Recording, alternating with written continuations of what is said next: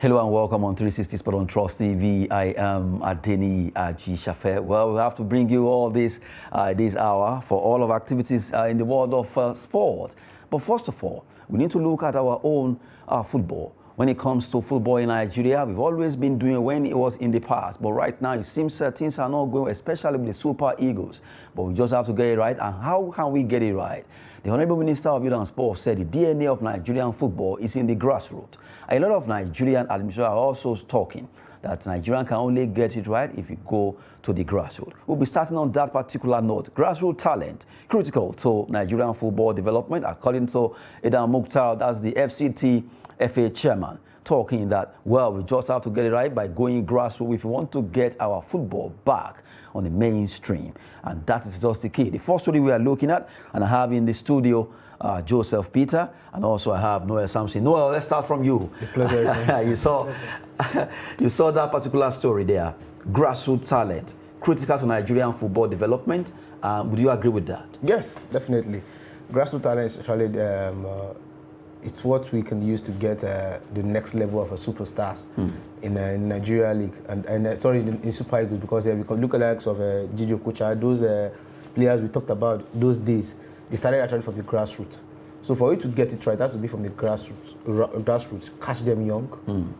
You get my point? Catch them young so that that promotion could take place from the under 17 down to the 20, then down to the Super Eagles. The Olympic Eagles. Yes, exactly. So if we can start everything from the grassroots, it will only be a very good one, because getting them from the grassroots doesn't mean just getting them alone. Getting them at their age and when young. Not like start from the grassroots. You are looking for someone at the grassroots. He's already almost 29. I think grassroots. That's not grassroots. To me, that's old root. So once you want to start something, you start from the grass. Old root. So let it be from the grass. If you are trying to make people get it from the grass, if he's 12 years, let it be 12 years truly, so you can monitor his movement. So I think that should be the best. That's your own grassroots, not old root, as you mentioned. What a way to go. Well, for Joseph Peter, the man talking here has been with the FCT FA chairman. He knows what he has been there as the chairman. He has been around to see the grassroots football development in FCT, and he believes that if you could see this in FCT, the same thing goes to all part of Nigeria, the remaining 36 states, where grassroots football development is very, very paramount if we are to get it right. Let's take your own position on this. Naturally, football starts from the grassroots. Every footballer was once playing in a local field before he made it to wherever he is and whatever level he reaches. So it's not even a no-brainer that football at the grassroots should be developed, because we all know that before you make it, you were once playing as a Nigerian, you were once playing in one primary school field like that. Or maybe behind your house. Yeah, or maybe in the yard. Imagine this particular graph is talking. Exactly. look at where. Look at the ball they are playing. As tiny. Look at their feet. Look at their feet. They all started like that. That should be a ramped ladder. This is the grassroots, not the old route. Yes, this is the grassroots, not the old route. Go ahead, Joseph. So you can see this is where the whole thing begins. Every child or every footballer has that dream as a child that one day I want to get to a particular level, but you have to start from the bottom. The problem we have in Nigeria is not just the inability to harness skills from the grassroots. That's not just the problem. We have the problem of favoritism. You have our grade level national teams being managed by various coaches, but those coaches do not have a say on who to pick from the grassroots to represent the country. Is a major blow. We have our Super Eagle team where players who have managed on their own to go from grassroots to a high level of football being asked for a certain amount of payment before they get selected for the national team. All these are problems that are in synergy and has to be fixed. Yes, I'm good as a footballer. Growing up in the street, you get to be known in the street. Then before you know your area, you get known. Everybody gets to know you. The state you are, everybody gets to know that you can play good football. There is no any form of institution established to kind of maybe, I don't know, like polish you up, take you from that level where you are and maybe like integrate you into one of the national teams. No, you have to know somebody somewhere. A certain coach has to like you and be allowed his own freedom to pick you before you made it. When I talk about football, I say Nigeria and Brazil are the only country in this world that have real football in talents. Natural talents. I was growing up and I was seeing young and small boys doing wonders. I am a football follower. I go to watch football every evening as long as I am free, if not playing. And I'm speaking to you as somebody who has tried on his own to make it as a footballer that couldn't. And I know the kind of challenges that I faced. If I tell you one of them here, you will shout. But maybe I should tell you that maybe I shouldn't say this online, but you would be shocked the challenge that I personally faced. And it's not just for me. There are lots of young boys. Go to the street now. Young footballers that will do wonders. Yeah, football is for the young. I can tell you one of my challenge. There was a certain time I was sent to Gombe United for trials. You know what they told me? That I am not big enough in size. That my lap is too small. How do you expect someone who is 14 to have a big lap? I mean, 14 years to have a big lap. They want to have a chicken lap. Our league is not even so tantalizing to watch. Why? Because we have people with big laps not being able to run around and do what they need to do with the football. Old people with big laps. Exactly. Because for you to have a big lap, you cannot expect someone who is like 17 or 18 to have the laps of someone like 30. No. How possible is that? And then you don't expect the skills of somebody who is 18 to be like that of 30. The one of 30 cannot perform some things. Let me shock you too, sir. I have a friend of mine also too. The guy is quite older than me. When he was telling me, he said he went for under 17 in Ilorin, Kwara State. When he went to the camp, and they told him, you are still young. I'm still young to play under 17. That's what they will tell you. He is still young. I said he's quite young, still young to play under 17. You can imagine. When he went was like 25. And we say as 25 is too young to go and play when 17. And you say you want grassroots. That's a part of the old people. The truth is, if I begin to count to you the problem of the grassroots football, or the problem the grassroots of football of this country is facing, maybe I'll fill a Bible-sized book with it, because I know a lot of them. A very, very huge amount of problems. Those ones you see make it is the grace of God. It's the grace of God. I know a friend, shout out to him, he's in Norway now. He used to be kind of somebody that looks up to me. As a footballer. Like, he's in Norway now. Grace of God.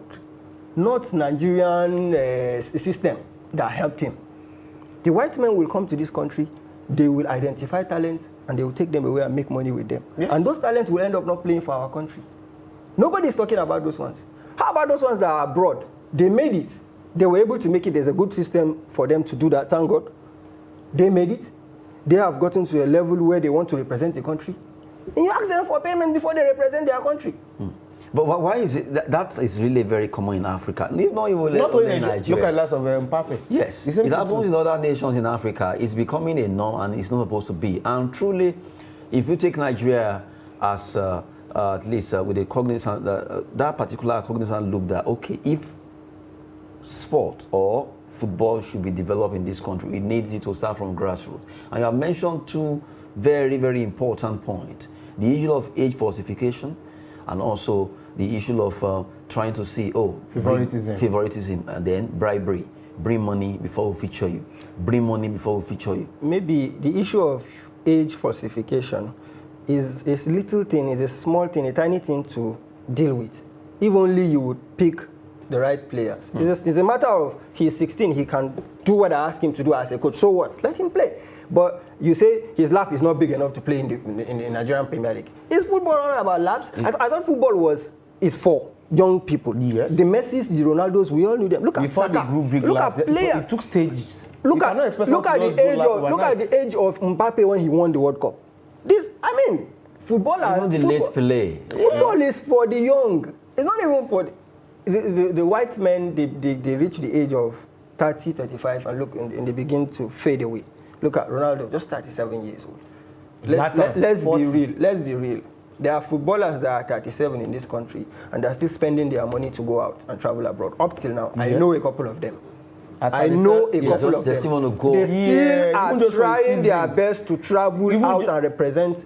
Just for the season. An international club. Just for a season, they'll be okay. They are 37. I'm telling you what I know now. But the age is showing 22. And because of the exercise, they might look young. You won't know that they're quite old, but because of the exercise, Someone like you now.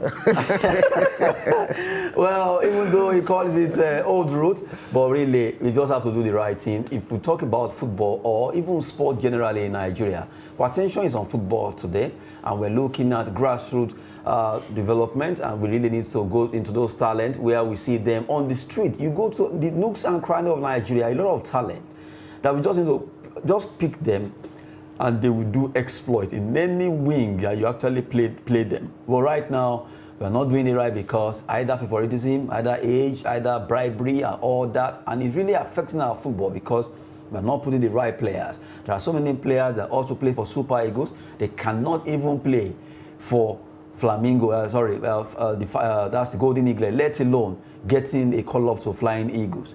And then say you mention Super Eagles. But there are players who really they don't deserve to be there.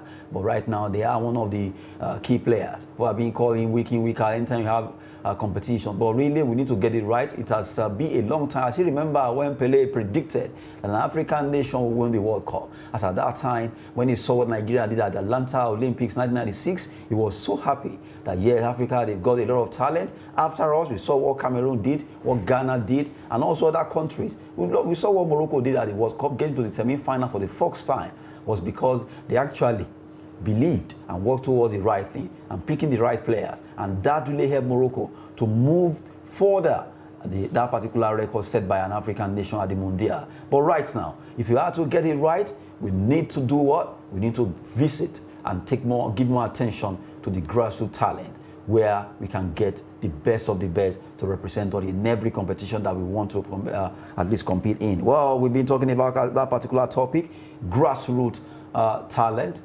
It's really very, very pivotal to football development in Nigeria. Coming from Adam Mukhtar, the chairman of, that's the FCT FA chairman, Football Association chairman there. Good one. Let's quickly run through some other stories that are actually trending. We talk about Brentford will be playing against Liverpool tonight. That match will be a match that everyone want to see. Who will win this battle at G-Tech Stadium? Brentford, Liverpool. Joseph. Brentford are off the back of 5 games without a loss. And in each and every game, they've scored a goal. Thomas Frank is doing great wonders there. And Tony is doing well. Liverpool are off the back of 4 games winning streak. And although last game it was kind of sketchy, but they were able to pull a win for themselves. It's going to be a very, very tight and a difficult game. It's a very, very tight and a difficult game, in the sense that Brentford are in form. Liverpool are not actually there yet. They are not there yet. They are winning matches, but they are not there. Sometimes they stutter. Before they win, maybe they get to win by the nickel. So I expect a very, very good game, however, and I expect a lot of goals in the match. I don't know who is going to win, because I'm not going to outrightly come out and say Liverpool are going to win this match. They are not at home. The home advantage goes to Brentford. But I expect goals, because there are 2 teams that love to attack, and it's going to be a good game to watch. Okay, good one there. Before I will reach out to Manuel Sampson, let's look at the way the table is before they play this game, talking about Liverpool and also Brentford. You have Liverpool standing 6th on the log with 28 points after playing 16 matches. They will be playing their 17 matches game rather. And then you have Brentford are standing 10th. In fact, I remember Brighton and Brentford were among the top this season before they started coming down. But right now, Brentford, if you check the goal difference, is actually 0. Amount of goals scored, amount of goals conceded. If you minus it from it, they got 0. But for point, they have 23 points. Liverpool 28. So 5 points adrift between the 2 teams that are playing. Noel Sampson, do you think Brentford can actually do it? Anything can happen in football. It's magic. Brentford, the way Liverpool are playing now, they are not something you can just have that confidence on that they're going to win. That's the truth. And Brentford, they won't win the league, but they want to disturb people that want to win the league. I've noticed something about all the things that start with B. Why are always so very kind of troublesome of Burnley, Brighton, Brentford, that is just it. Blackpool. But the only cheap one among them, I feel, is Bournemouth. Bournemouth is when they were signing the stubborn B, they were not around. So I'm giving it to it's a very tough one, but probably Liverpool they will want to just regain their. It seems Gakpo will be able to play now. Yeah, it seems going to play. He's still waiting for his work permit. Okay, so work permit still the band there. Probably I prove to Liverpool. But it's going to be a narrow win. Probably just 1 or 2, 1-0, 2-1. Yeah. Let me give it 2-1 because Brentford they like to score. Yeah. Let me give it a 2-1. Ivar Toney. That player seems to be a player made for the top because I believe next season that guy might not be in Brentford anymore. Yes, sure. I don't think he'll be in Brentford anymore at the end of the season or next season. Aside that, I was not happy that he was not taken to the World Cup. He would have been a good replacement for Harry Kane at a certain time. They would have used him and he would have been good for them. But he has been scoring goals, and not just scoring goals, he has been performing his duty as a striker. Hold up play, very good, take-ons, and even marking. He goes down to help in clearing corners and a lot of things about him that I really, really like, and the passion he has for the game. I just pray that I wouldn't be very, very critical of him and say that he's a one-season wonder, because even last season we actually noticed some things from him. So I just hope that he doesn't fade away, because English strikers sometimes tend to do that. Because I remember that player, the black player then, he played for Tottenham Hotspur, did everything before he faded. In fact, you'd be thinking maybe this guy will actually get it right. Are you speaking of Jermaine Defoe? No, not Defoe. Lennon. Lennon? No, Darren Bent. Darren Bent. You remember Bent? How Bent was hot. And everybody was thinking Bent would be the next, but it never happened. You know what's funny? I was shocked when I saw Ben being a pundit. Yes. And the way he criticized players. And then you look at his career, you're like, what? That's why you see most of the players always get like, okay, the pundits are there. When we were playing your own, what did you do? Were you able to do it the way he's doing? No, it's good. It's sweet to say. The talk is free, as they say it, so you can say, it's not easy to play football. It's not easy to do any sport. Yes, it's not easy. But most of these players, most of these people, when they are playing, they are not the best. Like one of the defenders, they dribble them anyhow. You can imagine, and you don't be disturbing someone. It's not a good defender. It was also like when they were doing that, the other leg over, and you were falling down. Can't you just follow what you're supposed to? But for a fan, it's easy to watch football because you watch it without pressure. The only pressure that lies on you is my team going to win. Yes. Football is way harder than that. I see people that cannot round the field twice. Condemn a footballer that has he playing? Why is he doing? Now when you actually say, it's not his work. It's not a professional. The work you are doing. Are you good? Thank you very much, my brother. Are you that good in the job? Oh my goodness, what's the way in the studio here? The guys are really having the feel of the day. But really, Brentford against Liverpool, a big one there. The B team are always very stubborn. Would they be stubborn against Liverpool? The Red are never walk alone. Right now, even though they have Cody Gakpo, who is really working to see how you can get his working permit. We're waiting to get that. But really, a big one is going to be tonight between Liverpool versus Brentford at the G-Tech Stadium, where they'll be fighting for honours there. Both of them are actually fighting on well right now, because you have Liverpool ahead of them with just 5 points, 23-28, and it's a big one there. While we look at that quickly, let's switch our attention to France, where rather before we go to France, let's talk about France. French League One fixtures, matches will be coming up. We know PSG lost their game, and also Lyon. But today we have Strasbourg against Troyes. You have Lille against Reims. Olympique Marseille, Montpellier. Reims will be taking on OGC Nice. These matches will be on, and it's going to be a tough one. Strasbourg and Troyes. I pick Strasbourg. I'll just go straight to the winners. Lille gets to win. Montpellier and Marseille gets to play a draw. For me, and then Rennes gets to lose against Nice. OGC Nice, according to Joseph, they're going to defeat Reims, right? Yes. Is that what you're saying? That's what I'm saying. Then you say Montpellier against Marseille will be a draw. No, what kind of draw disagree. is it? I disagree. Okay. Marcel will win. Okay, this is now like a duet between me and you. Okay. You think that Marseille are kind of doing well? I don't believe they are doing well this season. Okay, you can use that to transfer to the table for them while they are facing off. Marcel will win. Whether you like it or not. You think? Look at their points. They are like They how are many third- points away? They are like 14 points. yes. Maybe 11, whatever. Marseille, they have Marseille 33 starts points. 3 11 points. No, 11 that- point difference between them and PSG. Yes. From you can see the gap. So it's not as if they are really doing so but good. like, it's not easy being on the third on the table.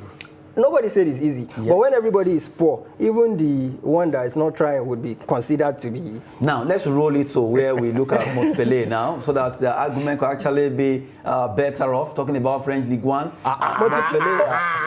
You don't judge football games by the table like that. You don't do that. 3 to 13. Let me tell you. The difference is clear. Well, let me tell you the difference. Okay. You think the difference is because someone is third and another is 13th. Yes. No, that's not how you face it. Okay. When it's this time of the season, this group tends to be more dangerous than the other group. You'll be shocked. Okay, we'll wait. I'll wait to be shocked. You'll be shocked. Okay. Seriously, both of them having a hard time there. Talking about Montpellier taking on the log against Marseille, who are actually standing third on the log. Let's see who will be winning that game, where they've been fighting that Marseille will stay on, Montpellier will lose, or Montpellier will win. Marcel has Payet too. Oh God. Why are you thinking that it all depends on? I'm telling you the fact. The fact is, when it's half or mid-season, games don't really turn out the way you expect them to. That log you consider weak, the positions of the 11th down to the 19th, they become more dangerous because they have a lot to lose. What they have to lose is actually worse than what the other log But is. don't forget, those are the top. They don't want to come down too. I know you are at the top, you don't want to come down, but it's easy for you to drop a point or drop a position below than for you to go to relegation. What are you saying? This is relegation we are talking about. You know how much they are going to lose? Either you like it or not. Yes. Marcel is winning 3-0. Okay, good thank one, God guys. thank God it's not going to be decided between me and you. It will be decided in France. We'll be here watching and waiting. Good one there. Well, Noel and Joseph have been having a feel of the day there. Quickly, we run through some stories in the world of football. Chelsea reached agreement with Monaco to sign France defender Benoit Badiashile, who right now seems to be, it seems Chelsea, they have that custom always going for play African-oriented players. Now, we look at another one, Shakhtar Donetsk winger Mikhailo Mudryk has agreed personal terms on a 5-year contract with Arsenal. Personal terms it is. Not yet finalized by the club. We're waiting for that to see if it will be happening. And Chelsea, still in Chelsea now. Chelsea and further talks with Benfica for World Cup winning midfielder Enzo Fernandez. They've been after him and now they are having further talks. Who knows, maybe Benfica will actually eventually allow him to go to Stamford Bridge. And the one says Everton are keen on Manchester United Swedish winger Anthony Elanga. Elanga could be leaving Manchester United, as Everton are really interested. Maybe because of our time, I'll just give you guys 3 seconds. Okay, Anthony Elanga going to Everton. Do you think this will work for him? Why should he leave? He should fight for his place in Okay, Everton are the Manchester. one that are interested. He should fight for his place in Manchester United. Because I quite see, probably because it's not, maybe he's lost form, probably that's why he's not been having much time. But he should just fight for his place. Okay, I think he should leave. He I don't should think he's up to the standard to be playing day in, day out for Manchester United. so it's better for him to move to where Let he will him be. go But to the where future is he still will- bright the now. future is you bright, have but- you have a Rashford. But at you that need side. a platform. All right, the future will be dim for But you. If you don't play. Football is all about He playing. started well last season. He started He well. should go and look for how to regain that form back. He cannot go. Where would he go and look for Manchester it? United to On the Everton. training pitch. The difference is clear. You don't get to recover. Look at it. You don't get to recover It's form like, on the training pitch. it's like from the sky to the ground. Do you know that you don't get to recover form on the training pitch? But you try. You try, it doesn't matter. You don't get it. If he's to go to Everton, he should go on loan. Preferable. Fine, at least you agree that you he should go. should go on a loan. That's all I need. But it seems people don't want to buy him. Let them buy or No, let them he loan. should go on a I'm loan. all about the player. He He's should a go on a footballer loan. and I like him. But how And sure for him to how make sure it, are you he he's should going go how sure and he's play. going how sure he's going to even play in Everton? He will play. How sure? He will play. How? He Who's going plays from the right flank. Okay. Everton right now do not have a formidable player on the right. So they have Damari Gray on the left. Even Gordon's, or what's that? Yeah, his name? Gordon's the guy with the guy with the long hair, white hair, blonde. He also plays either from the left or the right, middle. yes. No, middle or left. So that side of that position for Everton is actually weak. If I were to be, Elanga is coming from Manchester United. Anywhere he goes, he will be considered. If I were to be Elanga, I will not go. Well, guys, good one there. Elanga, Anthony really causing problem in the studio here, fighting for where will he go or stay. Noel Samson and Joseph Peter, thank you very much. Well, Thank you. The pleasure is mine. I don't know, may you guys not throw blows. Yeah. Well, I am Adeniyi Ajisafe. Sport is always business and fitness. Thanks for watching.